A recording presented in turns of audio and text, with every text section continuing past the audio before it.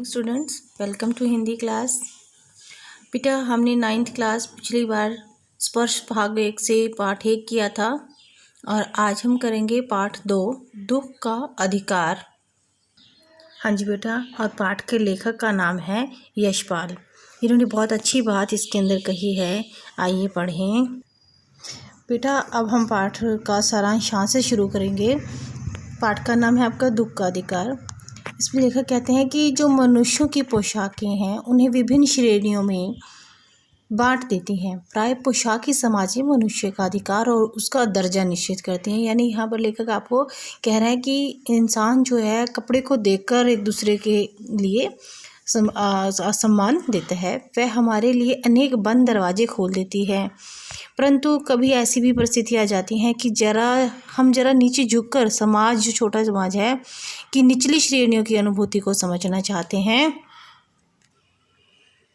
उस समय यह पोशाक ही बंधन और अड़चन बन जाती है। जैसे वायु की लहरें कटी हुई पतंग को सहसा भूमि पर नहीं गिर जाने देती, उसी तरह खास परिस्थितियों में हमारी पोशाक हमें झुक सकने से रोके रहती है। यहाँ पर समझे कि अगर हम टिच पे तैयार हुए हैं, अच्छे से पोशाकें डाली हैं और कोई गरीब आदमी है तो हम उसकी मदद करने के लिए कई बार हमें ऐसा लगता है कि लोग हमें क्या कहेंगे। यहाँ पाठ में देखो क्या कहता है वो आपको। बाजार में फुटपाथ पर खरबूजे डलिया में और कुछ ज़मीन पर बिक्री के लिए रखे जान पड़ते थे। खरबूजों के समीप एक अधेड़ उम्र की औरत बैठी। देखो बेटा, यहाँ चित्र में भी दिखा रहा है कि अधेड़ उम्र की औरत है और वो वहाँ पर जो खरबूजे बेच रही है और बैठी रो रही है। खरबूजे बिक्री के लिए थे, परंतु उन्हें खरीदने के लिए कोई कैसे आगे बढ़ता। खरबूजों को बेचने वाली तो कपड़े से मुंह छिपाए, सिर को घुटने पर रखे फफक फफक कर रो रही थी, बहुत दुख से रो रही थी। वहीं पड़ोस की दुकानों के तख्तों पर बैठे या बाजार में खड़े लोग घृणा से उसी स्त्री के संबंध में बातें कर रहे थे।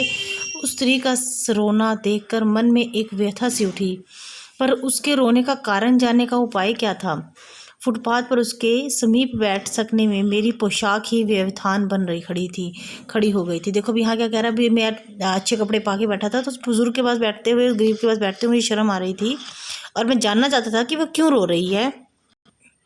एक आदमी ने घृणा से एक तरफ थूकते हुए कहा, क्या ज़माना है, जवान लड़के को मरे पूरा दिन नहीं बीता और यह बेहया दुकान लगा के बैठी है।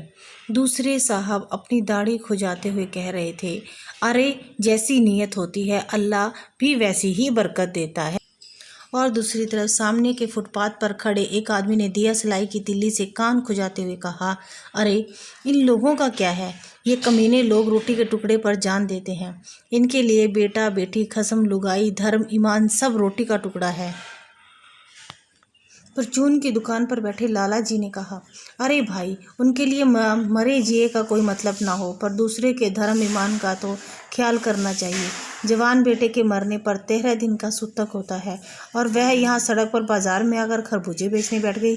यानी उस बुजुर्ग महिला की पूरी हो चुकी है और वो बेचारी गरीबी की वजह से वहाँ बैठकर जो है खरबूजे बेच रही है, परंतु लोग इसकी वजह से भी उसको ताने मार रहे हैं कि कैसी औरत है, अभी बेटा गुजर गया है और फिर भी यहाँ बैठकर सड़क पर खरबूजे बेच रही है।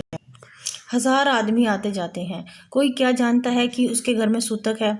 कोई इसके खरबूजे खा ले तो उसका ईमान धर्म कैसे रहेगा। क्या अंधेर है। पास पड़ोस की दुकानों से पूछने पर पता लगा उसका 23 बरस का जवान लड़का था।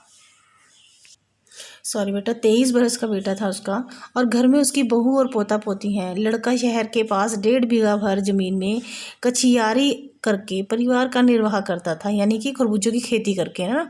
खरबूजों की डलिया बाजारें में पहुंचाकर कभी लड़का स्वयं सौदे के पास बैठ जाता तो कभी उसकी माँ बैठ जाती।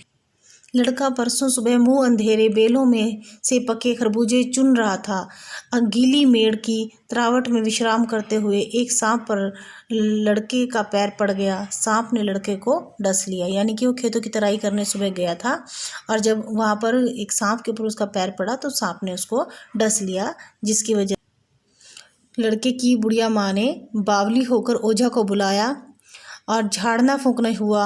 नागदेव की पूजा हुई, क्योंकि पैसे नहीं की कमी से डॉक्टर के पास नहीं गए वो, तो जहाँ कम पैसे लगते हैं वो वहीं पर गए। पूजा के लिए दान दक्षिणा चाहिए, घर में जो कुछ आटा और अनाज था दान दक्षिणा में उठ गया। माँ, बहू और बच्चे भगवान से लिपट लिपट कर रोए, पर भगवान जो एक दफ़े चुप हुआ तो फिर ना बोला।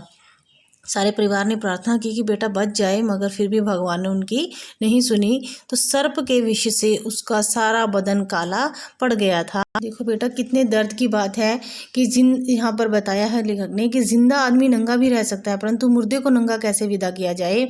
उसके लिए तो बजाज की दुकान से नया कपड़ा लाना ही होगा, चाहे उसके लिए माँ के हाथों के छन्नी ककना ही क्यों ना बिक जाएं।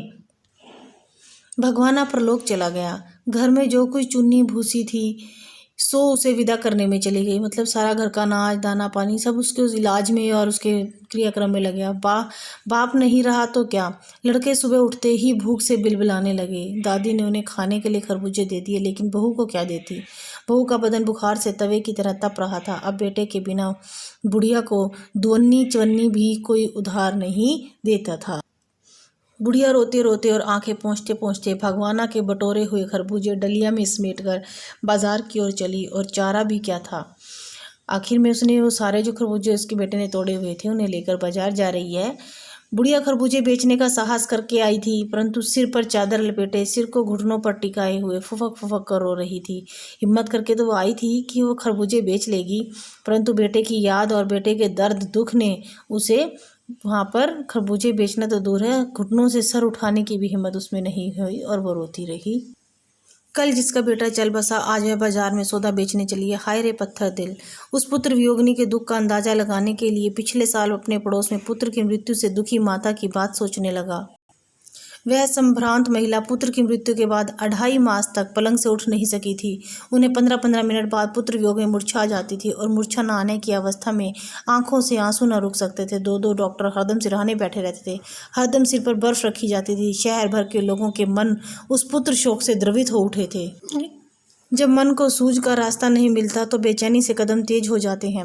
उसी हालत में नाक ऊपर उठाए राह चलतों से ठोकरें खाता मैं चला जा रहा था। सोच रहा था शोक करने गम मनाने के लिए भी सहूलियत चाहिए और दुखी होने का भी एक अधिकार होता है। मतलब यहाँ पर एक शहर की औरत है, उसके बारे में भी वो सोच रहा है। उसके पुत्र की मृत्यु हुई थी, परंतु वो तो महीने तक उठी नहीं थी और चारों तरफ उसके डॉक्टर थे और सभी लोग उसका शोक मना रहे थे, और इधर ये एक बुढ़िया है। हाँ जी बेटा, ये इस पाठ के अंदर यही लेखक बता रहा है कि उसका मन जो है दुखी होने का अधिकारी भी नहीं है। एक गरीब इंसान जो कि मतलब खाने और कमाने के लिए और पहनने के लिए उसके पास कपड़े नहीं हैं, यही इसके अंदर वो बताना चाह रहा है कि जो वस्त्र हैं वो मनुष्य को कई बार ऐसे काम नहीं करने देता, भेदभाव उत्पन्न हो जाता है वहाँ पर। तो ये था बेटे पाठ आपका दुख का अधिकार।